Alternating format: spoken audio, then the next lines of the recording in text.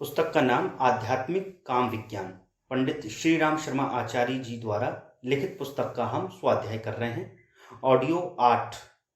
नर नारी का मिलन एक असामान्य प्रक्रिया। नर नारी को सामान्य सामाजिक स्तर पर अलग रहने की जरूरत नहीं है। जरूरत यौन संपर्क के संबंध में अति सतर्कता बरतने की है। मस्तिष्क के बाद जननेंद्रिय का दूसरा स्थान है। इन दोनों केंद्रों को शक्ति संस्थान कहना चाहिए। पृथ्वी के दो सिरे दो ध्रुव कहलाते हैं। इन ध्रुवों में अति रहस्यमय प्रकृति की शक्ति धाराओं के स्रोत बीज दबे पड़े हैं। इन्हीं के कारण यह धरती अपनी धुरी पर घूमने, सूर्य की परिक्रमा करने, लहराती चाल से चलने, महासूर्य को अपने सौर मंडल के साथ भ्रमण कराने में समर्थ है। ऋतु परिवर्तन से लेकर वनस्पति उत्पादन और खनिज द्रव्यों के निर्माण और सारी प्रक्रियाएं इन्हीं उभय ध्रुवों में सन्निहित शक्ति बीजों के कारण संभव होती हैं। मनुष्य पिंड में भी पृथ्वी की ही तरह मस्तिष्क उत्तरी ध्रुव और मूलाधार दक्षिणी ध्रुव है। जीवन की चेतनात्मक, बौद्धिक एवं भावनात्मक हलचलों का केंद्र मस्तिष्क है और शरीर में जो कुछ उत्तम आकर्षक दिखता है उसका केंद्र जननेंद्रिय के अंतराल में दबा पड़ा है। यदि मस्तिष्क में विकृति आ जाए तो बुद्धिहीन व्यक्ति पागल की तरह अपने और दूसरे के लिए निरर्थक हो जाएगा। इसी प्रकार यदि मूलाधार के कामबीज को विकृत हो तो स्नायु मंडल से लेकर पाचन तंत्र का सारा कायाकलाप लड़खड़ा जाएगा। इसलिए इन दोनों शक्ति संस्थानों का बहुत ही समझबूझकर अति दूरदर्शिता पूर्वक उपयोग किया जाता है। इस उपयोग में बरती गई भूलें बहुत ही विघातक सिद्ध होती हैं। प्रकृति ने मस्तिष्क का बाह्य कलेवर हड्डियों के मजबूत किले के भीतर सुरक्षित रखा है ताकि बाहरी कोई विघातक तत्व, शीत ग्रीष्म का प्रभाव उसे प्रभावित ना कर सके। मनुष्य अपने चिंतन मनन, स्वाध्याय, सत्संग से उसे प्रभावित कर सकता है और दिशा दे सकता है। मस्तिष्क की दिशा जिधर चल पड़ती है जीवन का स्वरूप वैसा ही बन जाता है और उसी आधार पर मनुष्य उन्नति अवनति, सुख दुख के परिणाम उपलब्ध करता है। मस्तिष्क के मर्म स्थल कहा गया है। उसके ब्रह्मरंध्र में क्षीर सागर निवासी विष्णु ब्रह्म भगवान विराजमान हैं। इस पौराणिक अलंकार में यही रहस्य छिपा पड़ा है कि समस्त दिव्य शक्तियों, सिद्धियों, विभूतियों का केंद्र मस्तिष्क ही है। इसे स्वस्थ एवं समुन्नत रखने के लिए विद्या अध्ययन से लेकर विचार विनिमय तक में हमें बहुत कुछ करना होता है, तभी इस मस्तिष्क से समुचित लाभ मिल जाता है। यदि उसे कुसंग, दुर्बुद्धि, अशुभ चिंतन आदि से विकृत कर लिया जाए तो समझना चाहिए कि उत्कृष्ट की संभावनाएं समाप्त हो गई और भविष्य को अंधकारमय बना लिया गया। ठीक इसी प्रकार जननेंद्रिय का महत्व है। उसे मात्र मूत्र त्याग अथवा घिनौने मनोरंजन के लिए नहीं बनाया गया। उसमें स्वास्थ्य संरक्षण से लेकर दीर्घ जीवन तक के सारे सूत्र बीज रूप में विद्यमान हैं।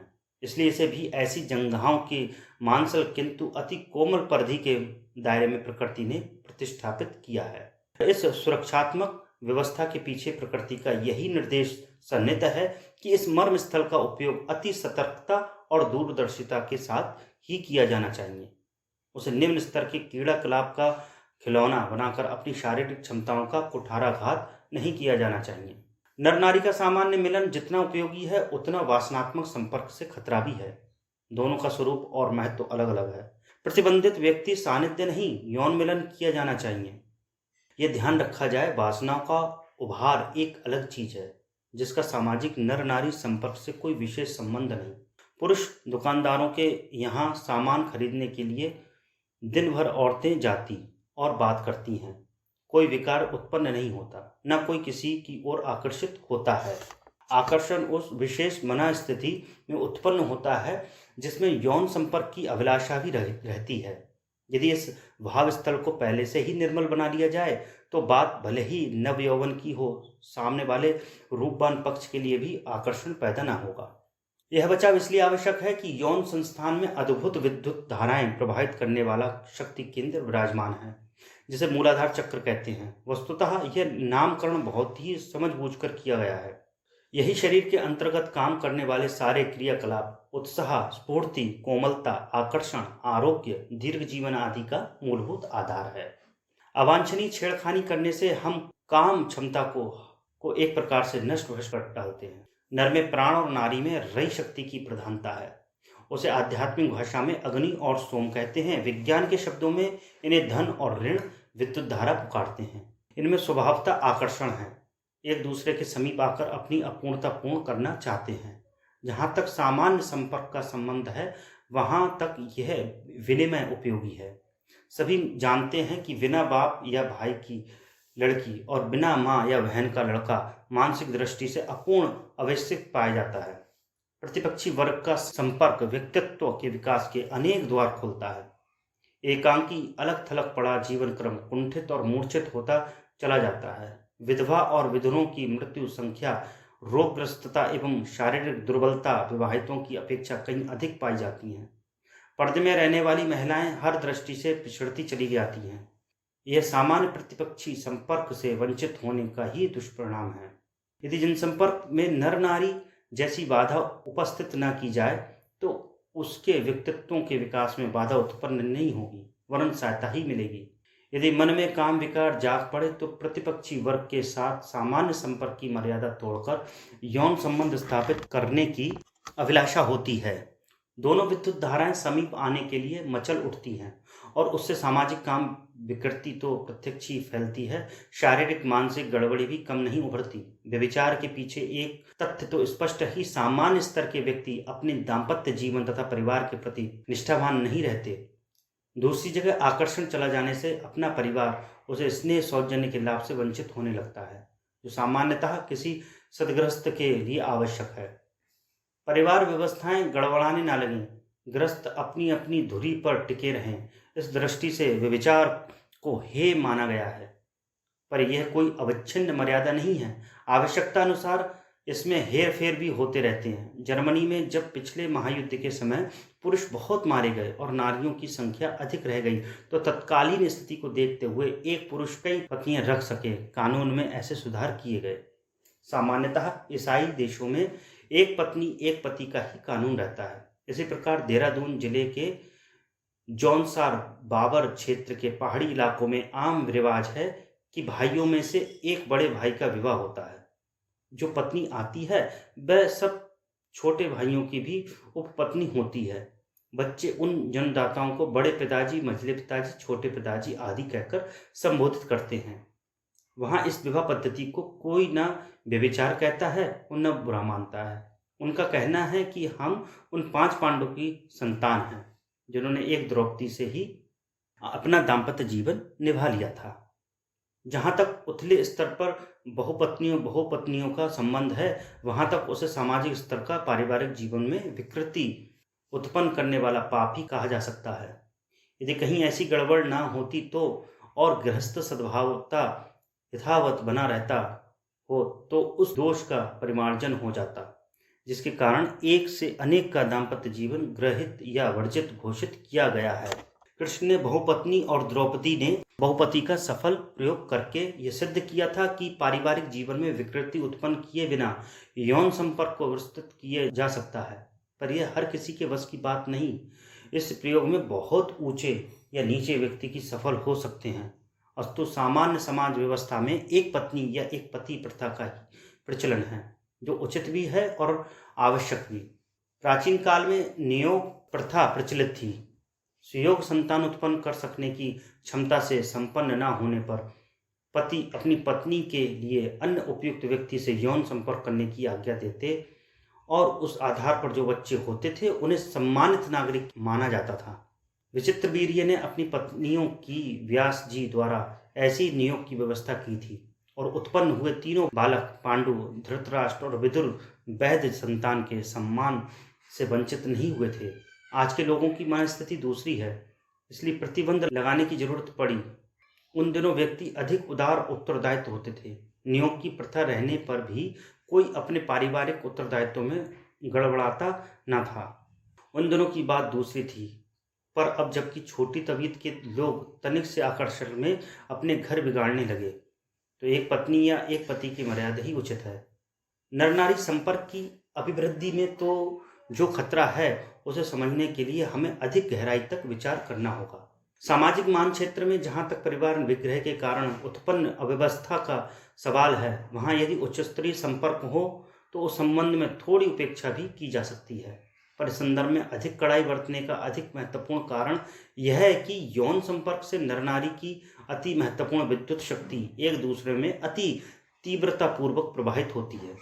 यदि वह प्रभाव उपयुक्त न हुआ तो आंतरिक क्षमता का अचानक ह्रास और विद्रूप प्रस्तुत होता है। शक्ति का नियम यह है कि वह अधिक से कम की ओर भागती है। दो तालाबों को यदि नाली खोदकर आपस में मिला दिया जाए तो ऊंचे लेवल का पानी नीचे लेवल के तालाब की ओर बहना आरंभ कर देगा और प्रवाह तब तक चलता रहेगा जब तक कि दोनों का पानी एक तल पर नहीं आ जाता। एक रोगी और दूसरा निरोगी व्यक्ति यदि यौन संपर्क करेंगे तो प्रत्यक्षता रोगी को लाभ और निरोगी व्यक्ति को हानि होगी। एक की सामर्थ्य दूसरे में प्रभावित होगी और नर नारी जो दुर्बल होगा लाभ में रहेगा और सबल को घाटा उठाना पड़ेगा। यही बात शरीर संबंधी स्थिति पर जितनी लागू होती है उससे 1000 गुना अधिक मन स्थिति पर लागू होती है। ओछे स्तर के दुष्ट, दुराचारी, व्यसनी और अनाचारी व्यक्तियों से यौन संपर्क बनाने वाला अगला पक्ष अपनी आत्मिक विशेषताओं को खोता चला जाएगा। इसी प्रकार मंद बुद्धि और प्रतिभा संपन्नों के बीच इस प्रकार का प्रत्यावर्तन निश्चित रूप से समर्थ पक्ष के लिए हानिकारक सिद्ध होगा।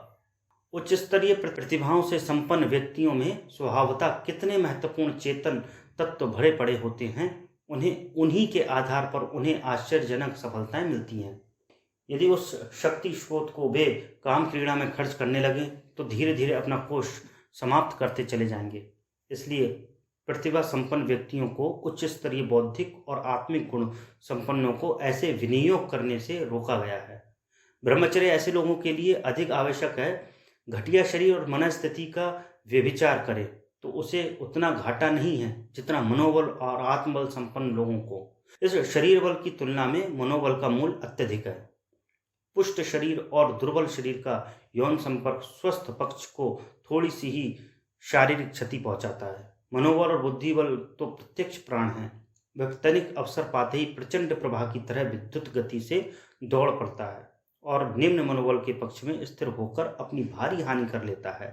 दुर्बल मनोबल वाला पक्ष थोड़ा उठा ले यह ठीक है, पर उससे प्राण शक्ति संपन्न पक्ष अपनी प्रतिभा खोकर उस प्रयोजन को पूरा कर सकने में असमर्थ हो जाता है जो अनेक दृष्टियों से अति महत्वपूर्ण होते हैं।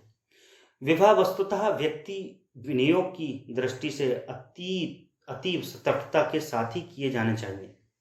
जोड़ा ठीक हो तो ही उसकी सार्थकता है, अन्यथा उससे लाभ से भी अधिक हानि की संभावना रहती है।